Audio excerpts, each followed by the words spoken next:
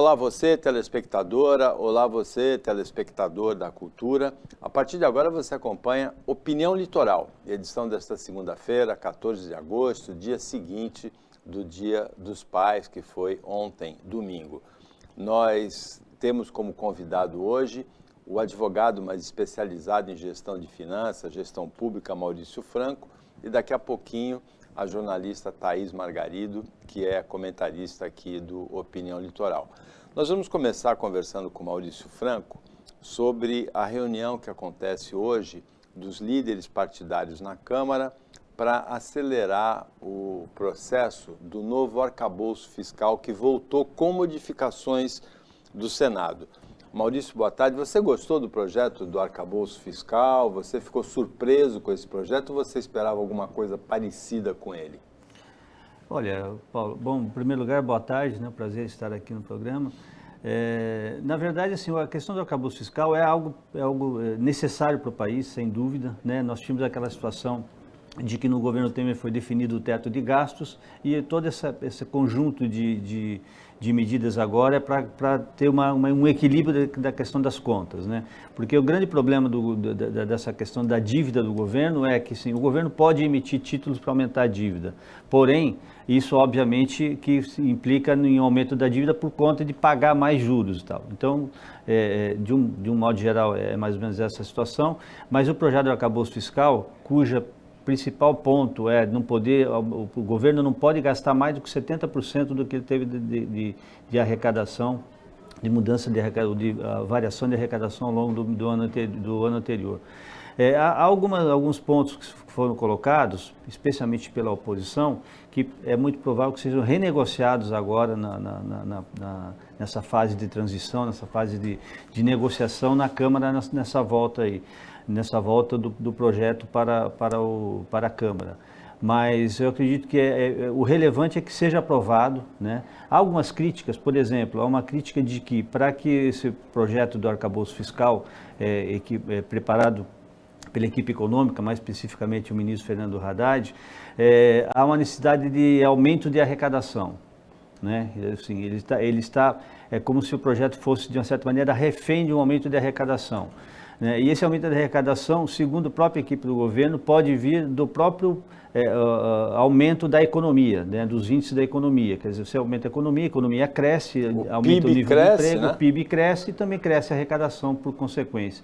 Então, eu acho importante que o arcabouço fiscal é o ideal? Não, mas na verdade nunca é o ideal. A própria reforma tributária também não é ideal. Mas o importante é que ele seja feito, seja definido claramente para o mercado, para a sociedade que isso está ocorrendo e que a partir desse conjunto de providências, principalmente... Aliás, eu diria o seguinte, Paulo, o arcabouço fiscal, né, que é o substituto do antigo teto de gastos, e a reforma tributária são os grandes deveres de casa do ministro Fernando Haddad para esse ano.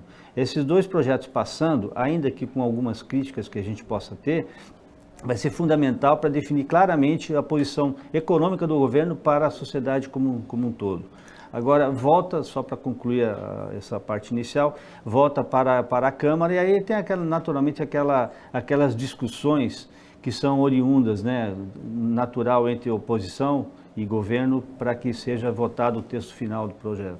Agora, o teto de gastos que foi instituído no governo Temer, ele era uma medida provisória, era daquele momento, era relativo àquele momento, porque já no primeiro ano do governo Bolsonaro, antes da pandemia, já teve um estouro de 130 bilhões do teto. Depois, no total dos 4 anos, foram 800 bilhões.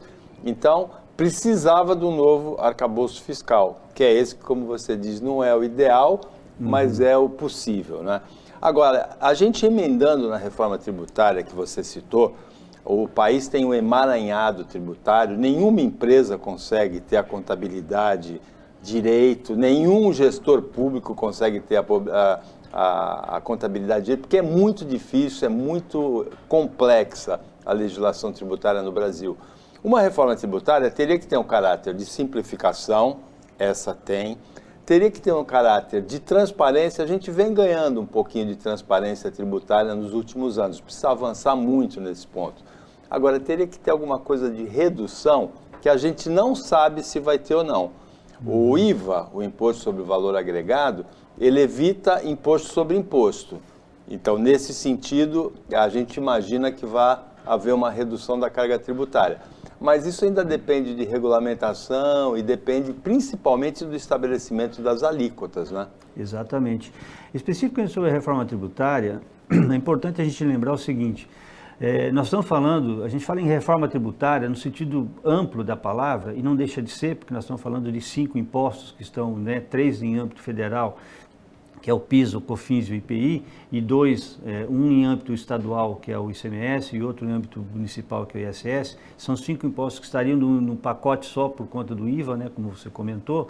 Mas nós estamos falando, Paulo, de consumo, estamos falando de tributação sobre o consumo, né? Na verdade, a reforma tributária, no sentido mais amplo que o país precisa, ela tem que ir além disso. Ela tem que falar em renda. E aí tem várias questões polêmicas, talvez a mais polêmica dela seja a tributação sobre as grandes fortunas, né, que parece que o governo até já andou dando uma recuada nesse sentido, e também sobre patrimônio, que é uma necessidade que a gente tem. Então, quando a gente fala de reforma, eu acho importante... Patrimônio principalmente na transmissão dele, exatamente, né? Exatamente. Então, e também é importante a gente perceber o seguinte, que isso que eu estava comentando, como a gente fala muito em reforma tributária no sentido mais amplo, na verdade você tem que partir desses pontos também. Mas a situação mais grave é a tributação sobre o consumo. E aí tem, como você colocou, essa questão do que a gente chama de obrigações acessórias, tanto do ponto de vista da área pública que arrecada, quanto do ponto de vista do setor privado e quem paga. Para você ter uma empresa média, uma empresa grande, uma empresa média, ela tem que ter uma estrutura para saber o que ela vai arrecadar, o que ela vai pagar, como ela vai pagar.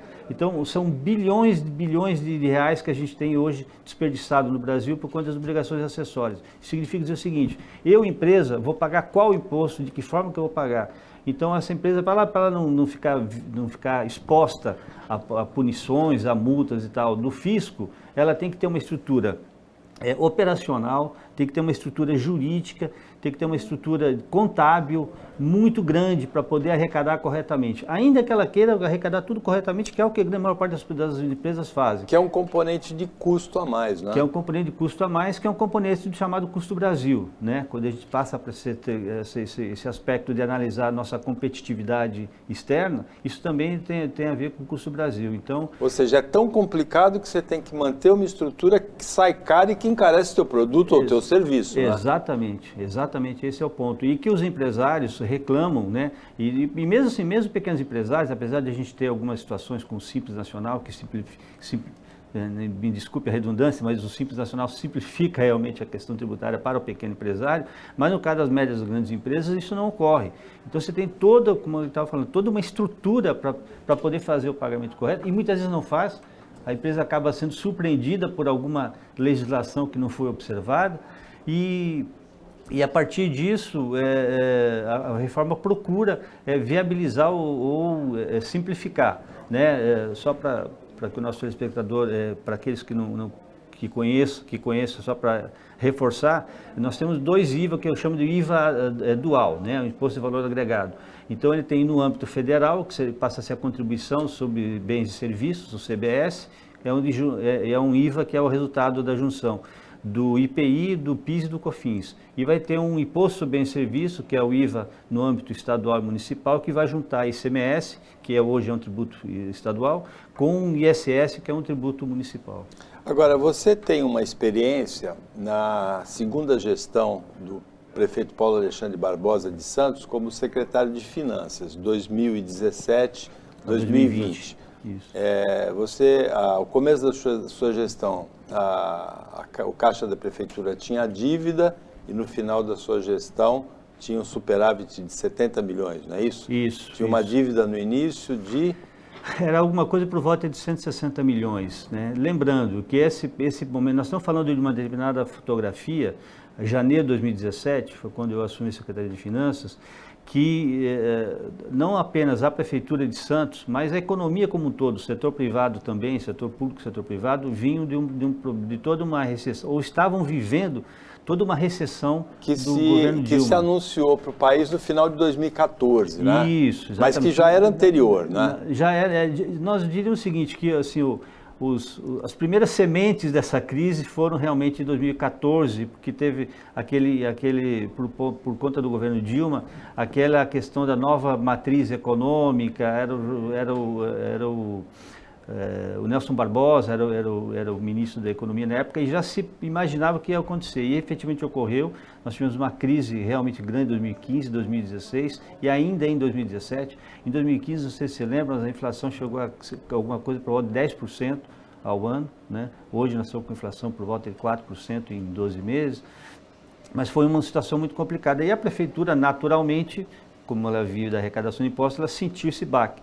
Então a gente tinha efetivamente esse déficit de cerca de 160 milhões de reais. Foi feito um trabalho bastante acentuado, intenso junto ao prefeito, o Paulo Alexandre. Ele também, na época, obviamente, ele entendeu isso como algo prioritário para corrigir os muros do município, e graças a Deus no final de 2020, que foi quando terminou o segundo mandato do Paulo, a Prefeitura já estava com 70 milhões de superávit. Agora, como que foi esse processo? Porque a gestão pública, o que a gente percebe no Brasil, é cada prefeito que passa, cada governador que passa, cada presidente que passa, deixa como herança uma dívida sempre maior do que a que ele recebeu.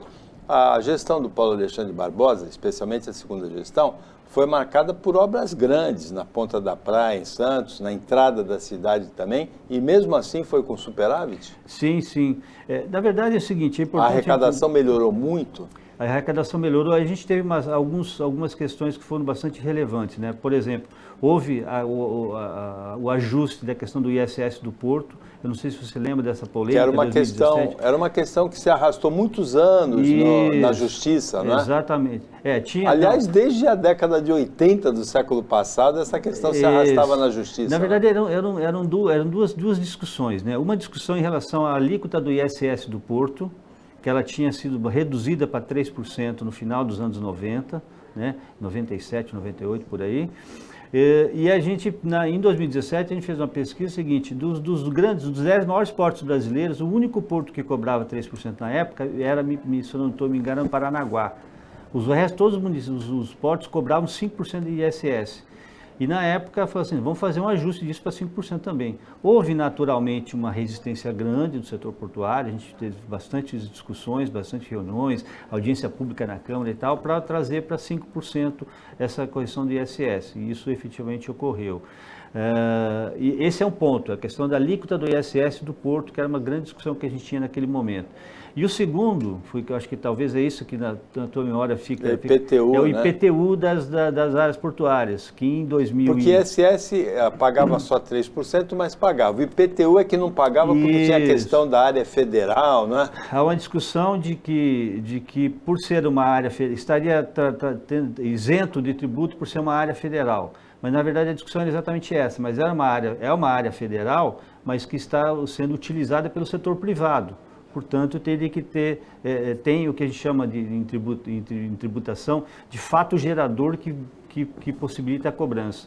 E isso foi realmente, essa ação começou em 2020, era uma ação em que a Prefeitura e a Petrobras eram parte da ação, e em 2018 a Prefeitura teve ganho em terceira instância, né, no STF, permitindo a cobrança. Então isso passou a se permitir a cobrança também dessas áreas portuárias, e entendendo que é uma pagamento retroativo, inclusive, não houve? Não, na verdade, assim, a gente teve uma série de situações. Normalmente você pode retroagir a uma retroação dessa cobrança. Você não pode voltar especificamente todo o período. Não, né? A legislação não permite. Né? Isso, exatamente. E isso então permitiu, então, só para elencar, a questão do ISS a gente trouxe para 5%. A cobrança do IPTU também ajudou nessa questão de equilíbrio.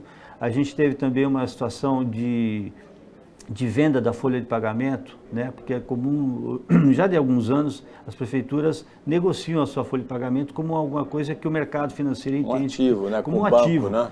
Perfeito, exatamente isso, como um ativo importante. E a gente fez a gente tinha na época o convênio era com a Caixa, com o contrato, né, com a Caixa Federal, e em final de 2019 ele terminou o contrato de 5 anos, a gente licitou novamente e foi uma licitação de muito sucesso, a gente conseguiu mais de 50 milhões de reais com o banco vencedor naquele momento.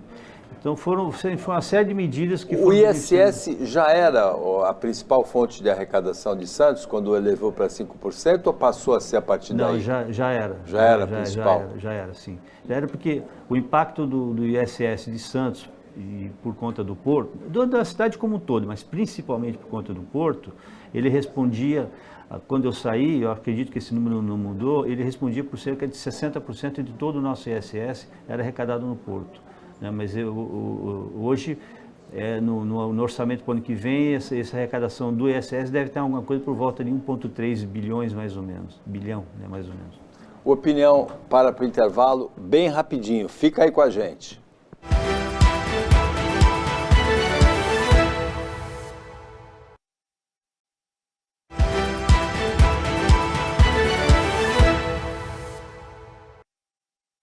Voltando com a opinião litoral, nesse segundo bloco a gente continua com o advogado Maurício Franco, especialista em gestão de finanças, gestão pública, que foi secretário de Finanças de Santos 2017-2020, segundo o mandato do Paulo Alexandre Barbosa, e a gente tem também a Thaís Margarido, que é jornalista, e que vai comentar com a gente, Thaís, em 132 anos de história, só uma mulher comandou a Procuradoria-Geral da República, que muda ou não, pode continuar com Augusto Aras, no mês que vem, em setembro. Só a Raquel Dodge, que foi nomeada pelo Michel Temer, em mais de quase um século e meio de Procuradoria. Boa tarde. Boa tarde.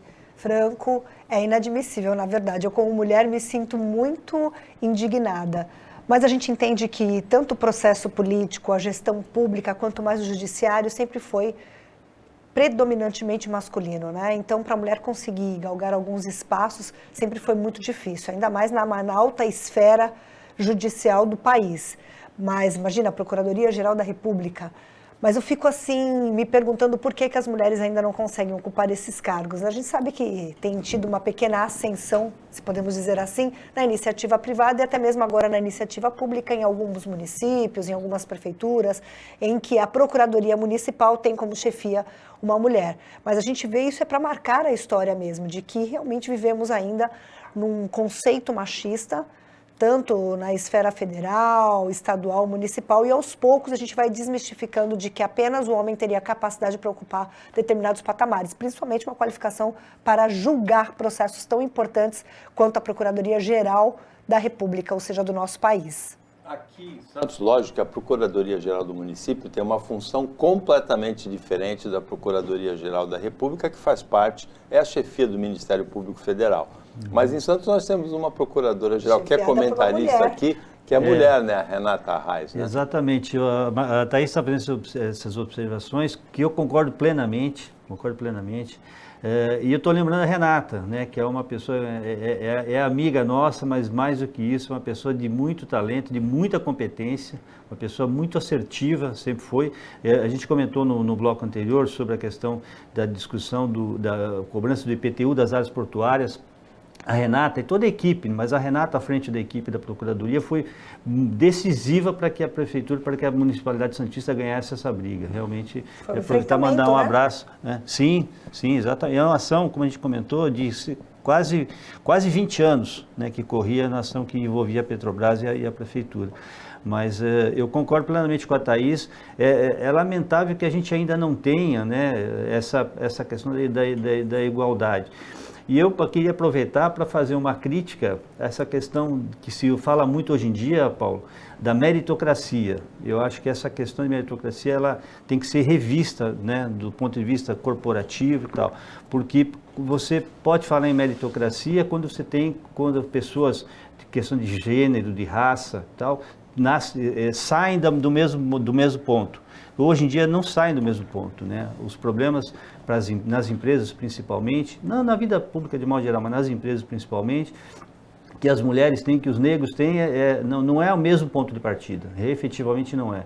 Então, o PGR que a gente acabou de citar é um exemplo disso, né?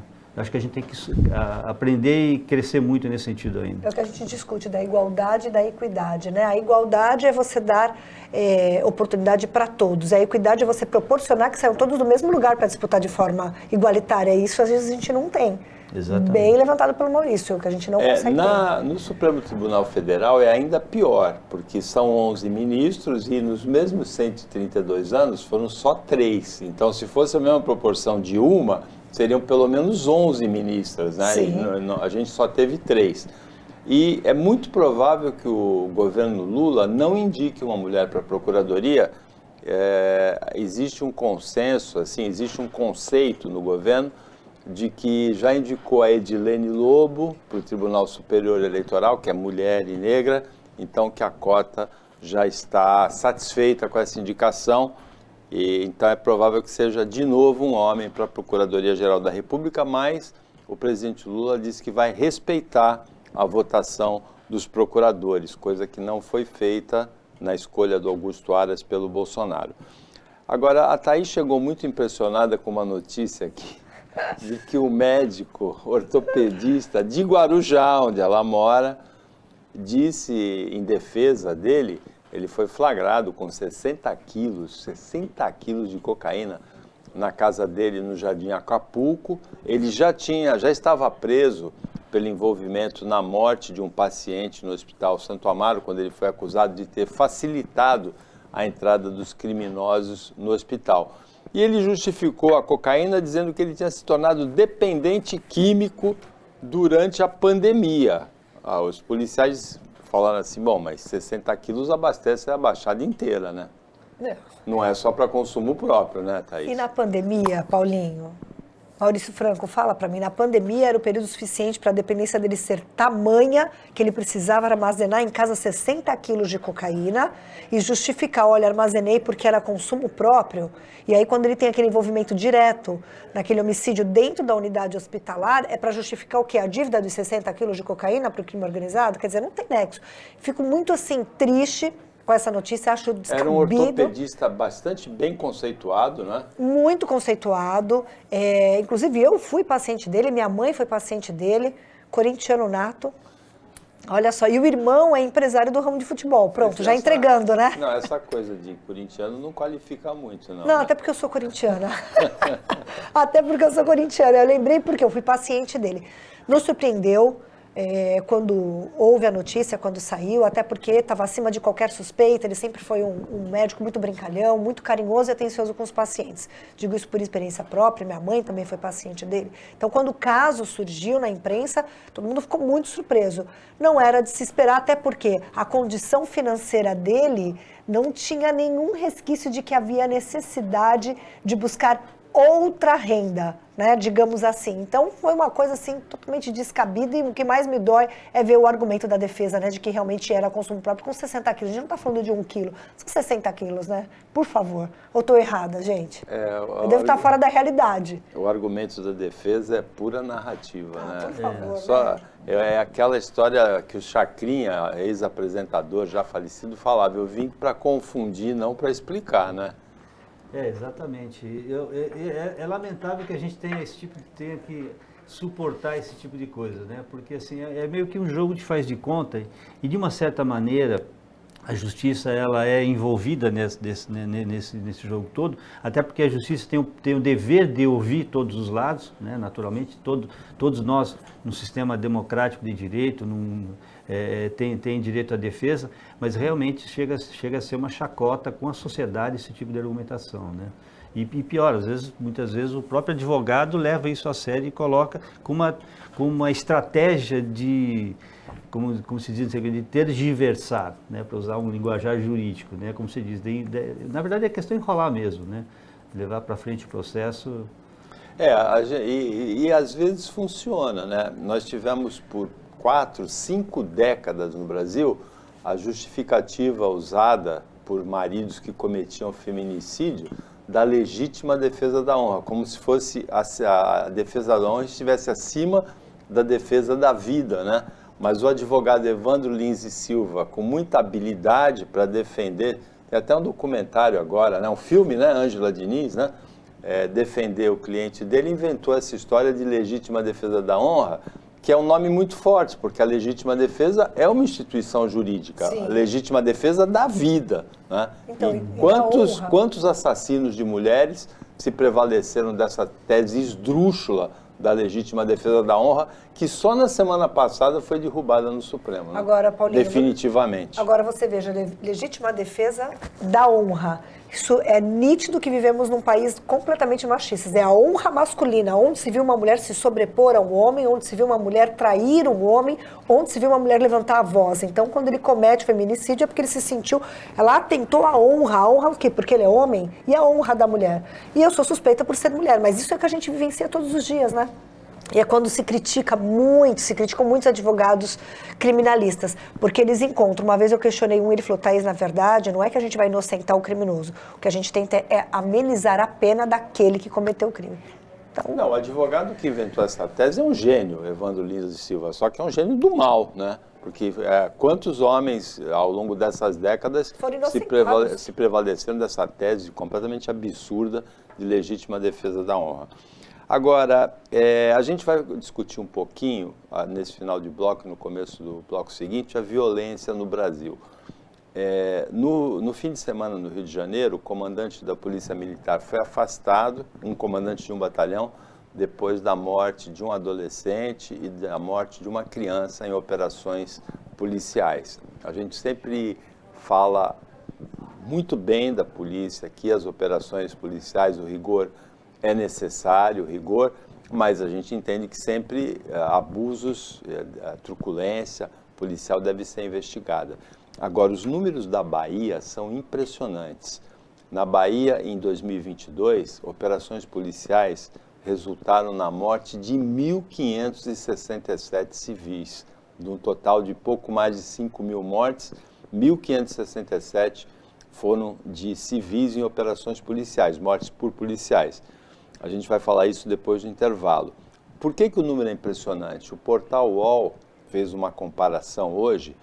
O número de mortes por policiais na Bahia em 2022, 1.567, é maior que o número de todas as mortes feitas por todas as polícias dos Estados Unidos no mesmo ano, 1402.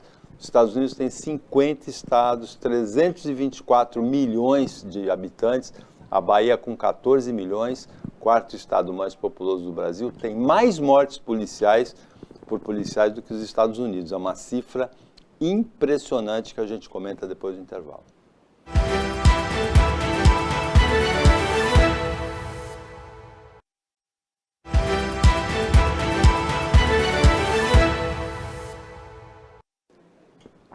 Voltando para o último bloco do Opinião Litoral desta segunda-feira, o Maurício Franco, a Thaís Margarido estão comentando as notícias com você. Maurício, os números de mortes por policiais na Bahia são muito impressionantes e a morte de um adolescente e de uma criança no Rio de Janeiro, o comandante do batalhão da Polícia Militar foi afastado, são muito chocantes. Sem dúvida, sem dúvida. E sem querer entrar numa área muito polêmica, até porque eu entendo que ela é polêmica por natureza, eu acho que a grande causa, em termos de essência, Paulo, é a desigualdade social. O Brasil, nós temos como característica já há muito tempo, talvez desde o nosso descobrimento, a questão da desigualdade social. E isso permite que, especialmente nos últimos 50, 60 anos, surgissem coisas como as milícias, como tráfico de drogas e tal, e principalmente a participação de poderes paralelos, onde devia haver a participação forte do Estado formalmente existente. Então, você falou da Bahia, também é uma situação grave, mas o Rio de Janeiro talvez seja o caso mais emblemático nesse sentido com a questão dos morros, né?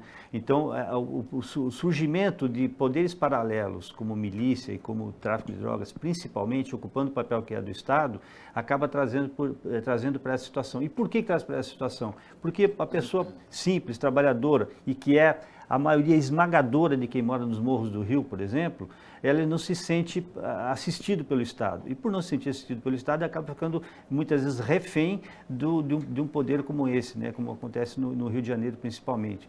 Mas só que isso, pela desigualdade, ela se espalha pelo Brasil, pelo país como um todo. E o mais grave disso tudo que eu vejo é que, como a gente comentava no intervalo, a gente acaba vendo isso de uma maneira natural. E não tem nada de natural. Você comparou com o dado americano, a Bahia com os dados das polícias todas americanas, não tem nada. Isso é uma chaga social gravíssima. Agora, repito, a gente não combate isso com discursos inflamados e tal. A gente combate com políticas sociais, políticas econômicas, distribuição de renda, incentivo ao crescimento econômico do país, para que efetivamente a gente tenha uma diminuição da desigualdade. Eu já fiquei rouco, Thaís, de tanto reivindicar, pedir, solicitar, cobrar uma política nacional de segurança pública. Talvez seja a maior preocupação do brasileiro, ao lado da renda, da educação, da saúde, a segurança. A gente vive num ambiente de muita insegurança, de muito assalto, de muita violência, e a gente não tem uma política nacional de enfrentamento dessa questão. Vem do Fernando Henrique, vem da Dilma, do Lula, do Bolsonaro, do Temer. Ninguém se debruçou sobre essa questão para formular um encaminhamento de uma solução, de uma atenuação desse problema. E o que a gente mais vê a cada ano é isso se aflorar ainda mais, um número maior de vítimas fatais entre trabalhadores e realmente suspeitos ou que tenham passagem, mas eu acho que mais do que uma política nacional de segurança, Paulinho, a gente precisa discutir uma política nacional pública. Não adianta deixar nas mãos dos municípios ou dos estados brasileiros a educação, porque pouco há o investimento na política pública. O crime só cresceu da maneira que ele cresceu no país. Eu sempre falo que o quarto setor, não vou nem falar crime, hoje a gente chama até de quarto setor, ele só avançou na ausência do poder público. Eu vejo isso pela cidade onde eu moro, onde eu nasci e onde eu resido, o Guarujá. Só avançou nas áreas periféricas das cidades, a mesma coisa nos morros do Rio de Janeiro, e assim como nas cidades vizinhas, São Vicente, Santos também tem. O que acontece? Ele só avança na ausência do poder público. Ele não chega com uma arma na sua cabeça e fala, sai da praça pública, pega o menino aqui, olha, você vai sair de casa agora, você vai fazer para mim um aviãozinho. Não. Ele atua na ausência. Não tem oferta na educação, de maneira que atenda a demanda, não tem oferta na área da cultura, de maneira que atenda a demanda, não tem oferta na área do esporte. A oferta que tem não atende a demanda é maior. Então, assim, está tudo errado. Tem que começar de uma política pública de conscientização, de educação, de investimento em educação, de chamar a família mesmo. As cidades têm que ser cidades que incomodam, mas no bom sentido, não no mau sentido. E com isso a criminalidade cresce e a única maneira de estancar, não estou aqui defendendo a ação da Polícia Militar, apesar de que eu sou muito favorável à corporação, porque eu cresci a educação que eu recebi era de bater continência para policial militar na rua. Eu sou da época que minha mãe falava, meu pai e minha mãe, se você se perder, passar um carro de polícia, pare e fala com eles que eles te levam para casa. Eu sou dessa época, Paulinho. E tudo isso mudou, os valores mudaram, a gente vive hoje uma sociedade com inversão de valores, mas o que eu quero dizer é que eu também não posso desvalorizar o trabalho da segurança pública. Não vou me estender mais, mas até hoje, mesmo aquele que vive na criminalidade, por incrível que pareça, ou é a mãe, ou é a sobrinha, ou é a prima, ou a própria mulher, o que for, dependendo de onde ela sofra qualquer tipo de ameaça ou de crime, você é furtado, você é roubado. Qual a primeira pessoa que você pensa em chamar? A polícia.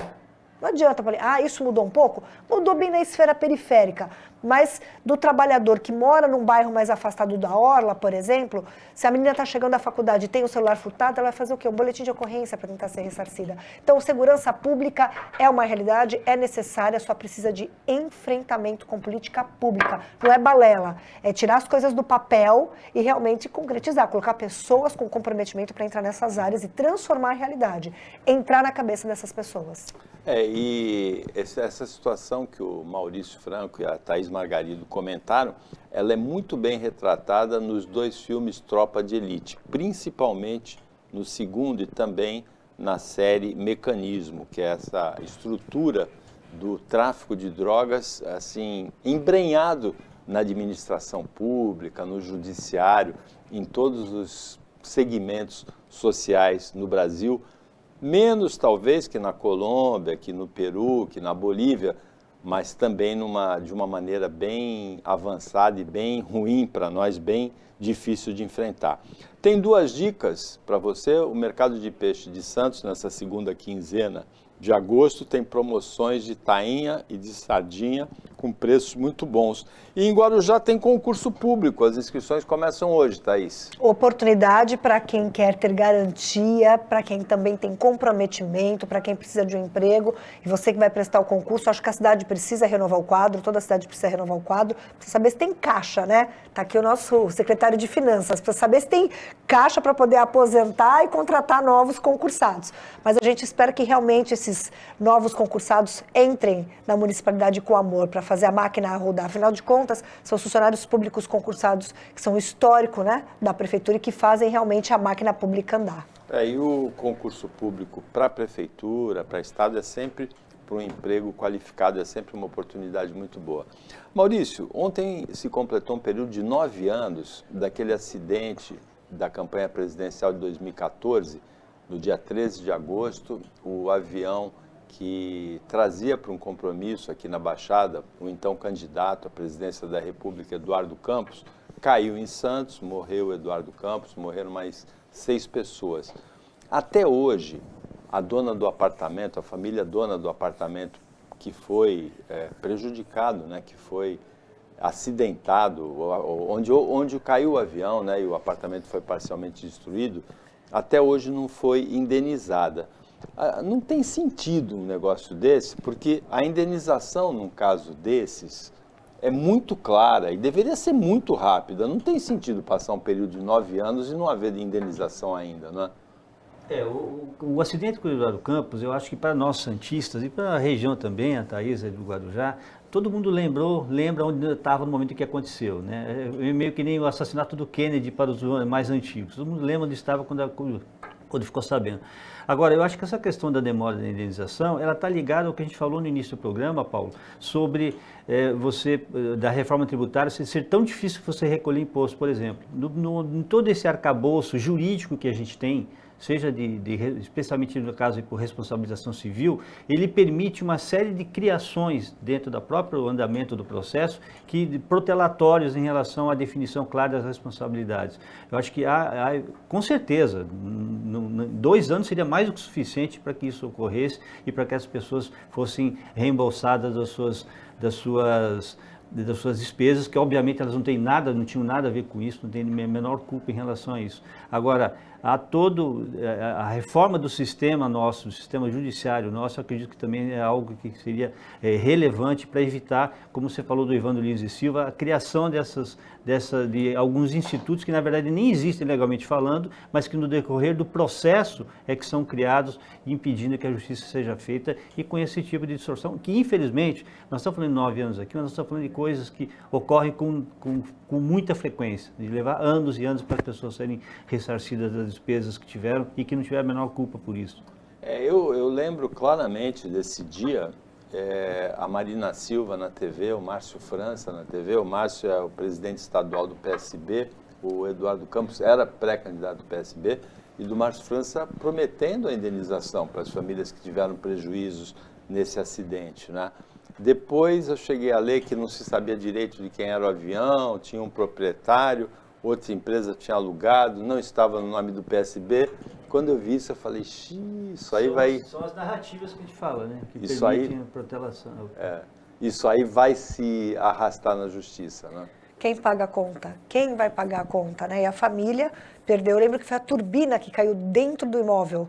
Foi uma das turbinas do avião. Na época eu estava na ativa, né, como jornalista, a gente cobriu o caso. Eu lembro que, inclusive, eu quero mandar um abraço para o Márcio Harrison, foi o primeiro repórter a entrar no local e foi quando ele constatou que realmente era o avião do Eduardo Campos, do nosso presidenciável. Então, assim, a pergunta é quem vai pagar a conta? E a família perdeu o imóvel e aguarda. É o partido? Não é o partido? É a empresa do avião? Não é a empresa do avião? É a empresa que colocou? Mas alguém tem que ser responsabilizado. Só que isso tem um custo para você mexer no processo. E às vezes a família não tem condições de arcar com o advogado para que possa mexer no processo, acompanhar e fazer a cobrança devida.